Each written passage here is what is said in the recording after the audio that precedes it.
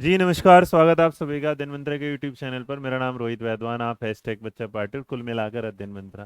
तो आपके सामने एक जो थंबनेल दिख रहा है ये है भारतीय शिक्षा में सबसे बड़ा बदलाव, और आ चुका है एनसीएफ 2023। एनसीएफ 2023 जिसके बारे में आज चर्चा करने वाला हूँ, समझे आसानी से, ड्राफ्ट आया है।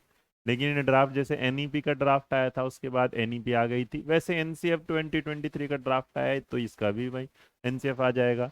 तो हिंदुस्तान को लगभग लगभग कितना 18 सालों बाद, मतलब हमारा पिछला जो एनसीएफ आया था वो 2005 में आया था। तो मैं एक बार इसकी ब्रीफ डिस्कशन के बाद बताऊं ये क्यों कितना जरूरी है और इसको आप समझेंगे यहाँ। तो हम ये जानते हैं कि जो एनसीएफ हमारा सबसे पहले आया था, तो एनसीएफ हम नॉर्मली 1968, वो सॉरी, हम देखते हैं 1975 वाला। उसके बाद आपने 1988 भी देखा होगा, उसके बाद आपने 2000 वाला भी देखा होगा, उसके बाद 2005 वाला भी देखा होगा, उसके बाद आपने बीच में 2009 टीचर एजुकेशन वाला, यानी बट स्कूल एजुकेशन से रिलेटेड जो लास्ट वाला था वो हमारे सामने जब आया था वो 2005 में आया था। तो 2005 में जो है, अब इन्होंने ये समझिएगा कि क्योंकि हर एक चीज जो नई आती है उसमें पुराने में कुछ ना कुछ कमियां आ जाती है। तो 2023 में जिन्होंने अब आया जब हमारा एनसीएफ, तो इसमें ये वाली बात की कुछ कमियां रह गई थी शायद 2005 वाले में, वो पूरी करने जा रहे हैं हम 2023 वाले में। लेकिन इसकी एक ब्रीफ जो आएगी, जो फाइनल आएगा, वो तो आपको पता चलेगा बाद में, बट जो आ चुका है लगभग लगभग मान के चलिए 90% आपको यही देखना पड़ेगा। यही तो यहाँ जब हम बात करते हैं क्या बदलाव आया, तो इस बदलाव को मैं कुछ आसान शब्दों में आपको समझाता हूँ। नेशनल करिकुलम फ्रेमवर्क जो था, अभी आपने कुछ टाइम एनसीएफ 2022 भी देखा था जो मैंने लिस्ट में नहीं, बट वो फाउंडेशनल स्टेज पर था, अभी स्कूल स्टेज पे आ गया। जब आप इसे एनसीईआरटी की साइट पे जाएंगे तो 678 678 पेजेस के लगभग की तरफ ये पूरी फाइल है। अगर आपको जरूरत होगी तो बता दीजिए, मैं कमेंट बॉक्स में उसका पीडीएफ मेंशन करा दूँ फिलहाल ही वाली वीडियो। तो जब आप इस पर बात चलते हैं तो एनसीएफ 2003 समझेंगे तो यहाँ, तो एनसीएफ 2030 के बारे में जब बात करते हुए चलते हैं, तो ये जो ड्राफ्ट है इसकी जो तैयारी, क्योंकि देश के जो फिलहाल हमारे एजुकेशन मिनिस्टर हैं वो क्या है, धर्मेंद्र प्रधान जी। तो धर्मेंद्र प्रधान जी ने 6 अप्रैल 2023 को इसके बारे में डाला गया, जो एनसीईआरटी की साइट पर आ चुका है, ड्राफ्ट इसका मिल चुका है।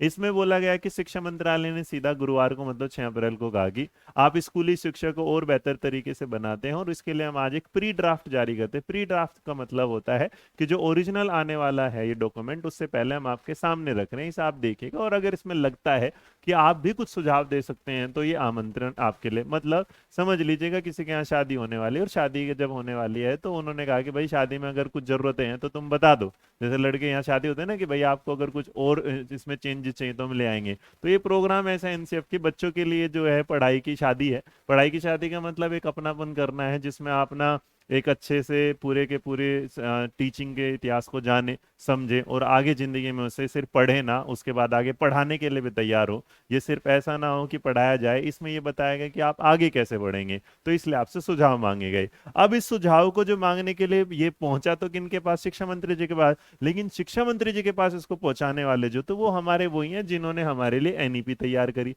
एनईपी तैयारी करने वाले हमारे कस्तूरी रंगन साहब थे, इनकी अध्यक्षता में आई थी। तो ये प्री ड्राफ्ट जो तैयार किया गया ये भी इन्हीं की अध्यक्षता में तैयार किया गया। और इसमें बोल दिया गया कि भाई जो छात्रों हैं, अभिभावकों, पेरेंट्स हैं, टीचर्स के बारे में, इसके बाद रिसर्चर, स्कॉलर्स के बारे में जो फीडबैक है आप दीजिएगा कि भैया आपको क्या लगता है इसमें क्या क्या चेंजेस आ सकते हैं। और इन्होंने स्कूली शिक्षा के अलग अलग चरणों पर बात करी, जैसे आप फॉर्मेट जानते हैं एनईपी 2020 का 5+3+3+4, उसी चीज पर इसमें सीखने के लिए बताया। अब इसमें कुछ चेंजेस जो है मैं आपको बड़े तरीके से समझा देता हूँ ये वाली। तो जो मेन कंसर्न जो आपने देखेंगे उस पर सबसे पहले आपके सामने है कि जो नेशनल एजुकेशन पॉलिसी 2020 थी, उसके तहत जो हमने राष्ट्रीय रूपरेखा तैयार कर रहे हैं एनसीएफ, जिसका हमने ड्राफ्ट जारी किया है, इसमें अलग अलग स्तर क्योंकि एनईपी बता चुकी थी, तो उसी में हमने एजुकेशन सिस्टम को और उसके इवेल्युएशन सिस्टम को थोड़ा अलग बड़े चेंजेस के साथ लाए। जहां पर जो सबसे बड़ा चेंज आने को देखने को मिल रहा है वो है बोर्ड परीक्षाएं। बोर्ड परीक्षाएं आप देखते हैं नॉर्मली 10 और 12, लेकिन यहाँ इस बार आप 10 और 12 के साथ जो जोड़ पा रहे हैं वो 9th और 11th भी जोड़ जा रहे हैं। और ये कह रहे थे कि जो बोर्ड परीक्षाएं होंगी साल में कम से कम कितनी बार होगी, 2 बार आयोजित। अच्छा, 2 बार आयोजित करने का मतलब हो गया जैसे 6 महीने के हाफ ईयरली एग्जाम होते, तो इसका मतलब इन्होंने इस शिक्षा को सेमेस्टर शिक्षा में बदल दिया। सेमेस्टर शिक्षा का मतलब क्या होगा कि आप 6 महीनों का एक पेपर होगा, 6 महीनों का एक पेपर होगा। तो इसका मतलब जो भी आप दे रहे हैं आपको साल में एक बार नहीं, साल में आपको 2 बार बोर्ड परीक्षाएं देनी पड़ेंगी, 2 बार परीक्षाएं देनी पड़ेंगी। अब इसके बाद जब आप इसे और आसानी से समझते हैं तो सवाल ये आता है कि अच्छे से समझे कैसे। तो इसे समझाने का मैं और आसान तरीका आपके सामने ले आता हूँ। मान लीजिएगा आपका बच्चा 9th क्लास में है, तो अगर वो 9th क्लास में है तो उसके पास कई सब्जेक्ट होंगे पढ़ने के लिए और कई सब्जेक्ट होंगे सीखने के लिए। वो इतना नहीं कि उसे क्या करना है कि अब वो सिर्फ पढ़ेगा नहीं, वो अपने फ्यूचर की भी तैयारी करेगा। तो इस दौरान सबसे बड़ी उलझन ये रहेगी कि बच्चे के सामने यार पढ़ तो लूं, लेकिन इसको पढ़ने के बाद मेरे करियर में कुछ आगे बढ़ेगा कि नहीं बढ़ेगा। जैसे बीकॉम वाला बच्चा था जो पहले पढ़ लेता था, उसे बाद में समझ नहीं आता कि यार वो टीचर बन पाएगा कि नहीं बन पाएगा।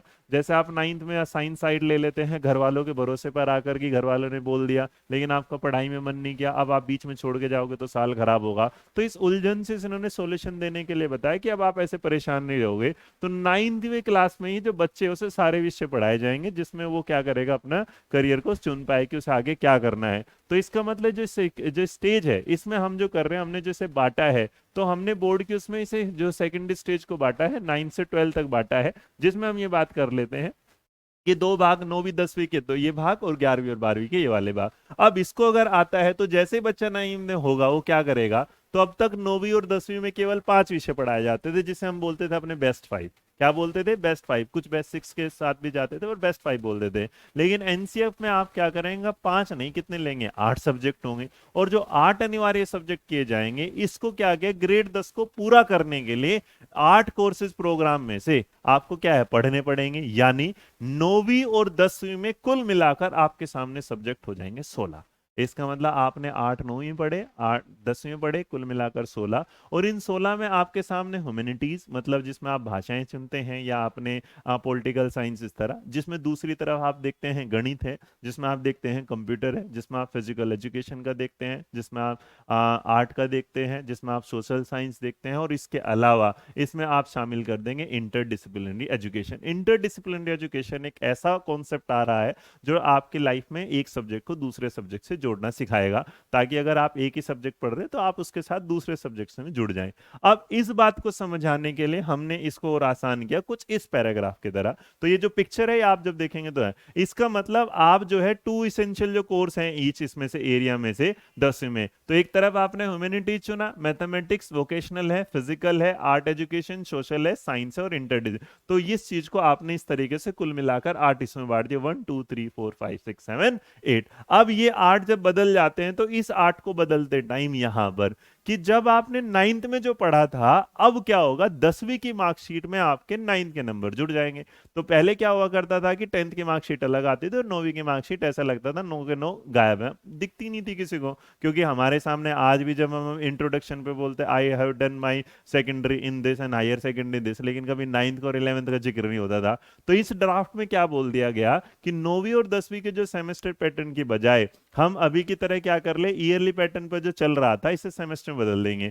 तो इन क्लासेस में भी क्या होगा, सेमेस्टर सिस्टम जो मैं ऑलरेडी आपको बता चुका हूं कि 6-6 महीने के आधार पर कर देंगे। लेकिन इसकी जरूरत नहीं है, क्योंकि छात्र अनिवार्य विषयों को पढ़ेंगे। 10वीं क्लास के लास्ट में बच्चों को बोर्ड परीक्षा पास करनी होगी। ये ग्रेड 9 और 10 के दौरान सीखे गए सिलेबस पर आधारित होगी। मतलब जो आपने चुना था उसी के आधार पर बस 10th वाली मार्कशीट में आपके 9th वाले मार्क्स क्या है, जुड़ जाएंगे। अब अगर ये भी जुड़ जाते हैं तो इसकी तरीके से जो करिकुलर डिसिप्लिन एरिया है, मतलब आपने कोई स्ट्रीम चुनी, आप आर्ट साइड से जाना चाहते हैं, तो इसमें आपका कुछ सब्जेक्ट ऐसे होंगे जिसमें आपने बाद में साइंस भी पढ़ाया जा सकता है, वहां पर फिजिकल एजुकेशन भी पढ़ाया होगा, या वहां पर आपको वोकेशनल कोर्सेज। तो अगर मैं कहूँ कि ह्यूमैनिटीज में जो ये आपके सामने आर्ट सेक्शन है, इस आर्ट सेक्शन में कौन सा क्या होगा, तो ह्यूमैनिटीज अगर आप पढ़ रहे हैं तो उसमें हमने लैंग्वेज, लिटरेचर और फिलोसफी को शामिल कर लिया। अगर आपने सोशल साइंस चुना है तो आपने history, geography, political science, psychology, economics, sociology चुन लिया। आपने साइंस में फिजिक्स, केमिस्ट्री, बायोलॉजी चुन लिया।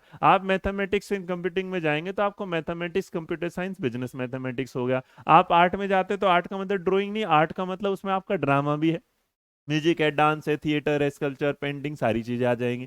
इसके अलावा वोकेशनल जो कोर्सेज है, जिसमें आप आगे vocational courses like job oriented courses होते हैं, जैसे आप बीएड करते हैं, डाइट करते हैं, तो इस तरीके से मतलब यहाँ वो नहीं होगा, बस वोकेशनल एजुकेशन के बारे में जानकारी दी जाएगी। इसके अलावा अगर आप स्पोर्ट्स में जा रहे हैं तो उसमें योगा इंक्लूड कर दिया, स्पेसिफिक स्पोर्ट्स कर देंगे। और इंटरडिसिप्लिनरी जो एरिया है, अब देखो जो जिक्र नहीं आया था, तो इंटरडिसिप्लिनरी एरिया इसका मतलब कॉमर्स है, सब्सिडियरी क्लाइमेट चेंज है, हेल्थ का है, उसके बाद मीडिया विभाजन, तो आपके पास सब्जेक्ट पढ़ने के ऐसे ऑप्शंस हो जाते हैं कि जिसमें आप एक साथ रह के अपनी लाइफ में दो तीन ट्रैक चुन सकते हैं यहाँ पर। अब इस बात को भी और जब समझ लेते हैं तो आगे आते हैं अपनी मर्जी से विषय चुनने की आजादी। तो जो पीछे की लिस्ट स्टार्ट दी गई है उसमें आप पर पाबंदी नहीं होगी, आप चुन सकते हैं अपनी मर्जी से। 11वीं कक्षा में बच्चे के पास ऑप्शन होंगे तीन जो नॉर्मली होते हैं। तो आपके पास ह्यूमैनिटीज होगा, सोशल साइंस होगा, मैथमेटिक्स होगा, कंप्यूटिंग। अब पहले में आपने क्या लिए, तीन ऑप्शन में पहले में क्या है, ह्यूमैनिटीज है, सोशल साइंस है, मैथमेटिक्स, कंप्यूटिंग। दूसरी में इंटरडिसिप्लिनरी एरिया, जैसे बच्चों के लिए ग्रेजुएशन के बाद रिसर्च एरिया आते हैं। तीसरा जो इसमें आर्ट्स है, स्पोर्ट्स है, वोकेशनल है। लेकिन छात्र इनमें से कोई से भी विषय को चुन सकता है। दरअसल इस ड्राफ्ट में 8 तरह के कोर्स को जो सेट किया गया है, जिसमें 3 से 4 विषय में ऑलरेडी दिखाया गया, तो इसका मतलब आपके पास सब्जेक्ट चुनने के ऑप्शंस आ जाते हैं ज्यादा। इसके अलावा अब छात्र अलग अलग सेट के विषय चुन सकता है। मान लीजिए कोई छात्र साइंस सेट से फिजिक्स चुनता है तो वह दूसरे विषय के लिए आर्ट सेट से म्यूजिक चुन सकता है। तो इसका मतलब है ना, एक तरफ आप अल्फा बीटा गामा, उसके बाद ग्रेविटी, और एक तरफ तुम देख रहे हो ग्रेविटी के बाद एक बार ग्लो ग्लो चेहरे बना रहे होंगे म्यूजिक, उसके बाद है तो आपके गाने चल रहे होंगे दिल में मेरे है दर्द डिस्को, और उसके बाद तुम सीख रहे हो डिस्को, और उधर आपके सामने सीख रहे होगे साइन थीटा कोस थीटा। तो इसका मतलब ऑप्शंस बढ़ गए, पढ़ाई भी बढ़ गई। अब यहाँ तक, और इसके बाद इसके साथ ही तीसरे विषय के लिए गणित सेट से भी कोई, इसका मतलब जो मैथ के अंदर आया उसमें से, तो एक तरीके से समझो आपके सामने 3 लकी ड्रॉ बॉक्स रखे हैं और तुम एक तो चुन लोगे, उसके बाद दूसरे में अक्कड़ बक्कड़ बम्बे वो चुन के आ जा भाई तू भी। तो इसका मतलब बाई चांस दिल में आया कि यार मैथ से मन हट रहा है, तो इसका मतलब आपका फ्यूचर खराब नहीं है, आपके पास दूसरे ऑप्शन अभी भी क्या अवेलेबल। जैसे अब हम ये सोच लेते हैं कि क्यों मैंने कॉमर्स किया था, तो अब बच्चा ये नहीं बोल सकता कि मैंने क्यों कॉमर्स किया था, क्योंकि उसके पास म्यूजिक ऑलरेडी अवेलेबल था। तो अपनी मर्जी से आप इन चीजों को चुन सकते हैं। इसके अलावा अगर अब आपका बच्चा 11वीं या 12वीं में है तो आप इसे कैसे समझेंगे। तो 9th और 10th की छात्रों को भले ही अनिवार्य विषय पढ़ने होंगे, लेकिन इसके बाद की क्लास में अपनी रुचि से, जो मैंने बताया आपको, दरअसल 10वीं पास करने के बाद ही जो बच्चे थे वो मेडिकल इंजीनियरिंग इनकी सोचा करते थे। कई बार भविष्य के लोग बच्चों में तनाव रहता था, क्या चुने क्या ना चुने, उलझ जाते थे, फंस जाते थे, फिजिक्स पढ़ू, केमिस्ट्री पढ़ू, मैथ पढ़ू, ये। अब उसने क्या किया, कई बच्चे क्या करते थे उसमें ही लिटरेचर में रुचि रहते थे, लेकिन परिवार वाले कहते ना तू मैथ पढ़ते रहो, तो हमें क्या बनाना है, साइंटिस्ट ही बनाना है।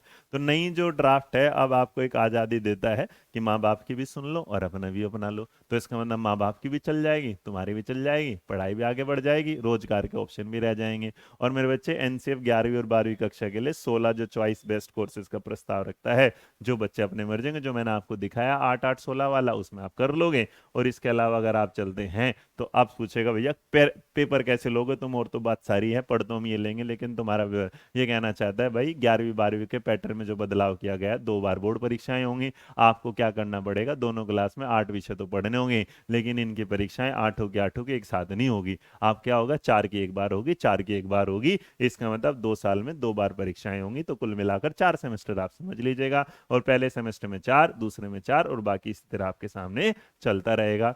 अब इसी में बदलाव जो है छोटे बच्चों के लिए भी कितना बदलाव होगा, तो छोटे बच्चे के बारे में आप जानते हैं, फाउंडेशनल पहले एनसीएफ आ चुका था। इसमें कुछ बातें 3 से 8 साल के बच्चों के लिए पाठ्य पुस्तकों में खिलौनों और पहेलियों को शामिल करने की बात हो गई। इसके अलावा बच्चों को क्लास से बाहर एक्टिविटी करने पर ज्यादा जोर दिया जाएगा। ग्रेड जो 3, 4 और 5 है, बच्चे को भाषा और गणित की पाठ्य पुस्तकों को ही बेहतर करने की सिफारिश दी गई है। और बेटा कक्षा जो 6, 7, 8 होगी उसमें आपकी इन्वायरमेंट की और सोशल पर ध्यान दिया जाएगा, उसकी सिफारिश की गई है। बदलाव कब से लागू होंगे, तो बदलाव जो है अभी एक ड्राफ्ट आया, इसमें संशोधन होगा। आधारित पाठ्य पुस्तक अगर इस पर जो आएंगी वो 2024-2025 में आएंगी। अब यहां से एक बात क्लियर हो जाती है कि ये मान लीजिएगा, जो मैंने अभी कुछ दिन पहले भी बताया था, एनसीईआरटी में बदलाव हो रहा है, लगभग लगभग हो चुका है, तो आपको बहुत जल्दी देखने को मिल जाएगा। तो मेरी तरफ से भाई ये जानकारी आशा करता हूं आपको बेहतर लगी होगी। और अगर आपको ये बेहतर लगी है जानकारी, तो आप अपना फीडबैक लाइक शेयर सब्सक्राइब के रूप में दे सकते हैं और नीचे कमेंट बॉक्स में लिख सकते हैं। तो मैं बस ये था मेरी तरफ से एनसीएफ 2023 का ड्राफ्ट के बारे में आपको जानकारी। यह है शिक्षा जगत का बदलाव, जो आपको कहता है अपनी भी सुनो, माँ बाप की भी सुनो, अपने आगे आने वाले फ्यूचर की भी सोचेगा। तो आशा करते हैं वीडियो पसंद आएगी, लाइक शेयर सब्सक्राइब करना मत भूलिएगा। हमें दिन मंत्र और सबसे पहले देते हैं आपको वो जानकारी जो आप तक सबसे पहले पहुंचनी चाहिए। Thank you so much.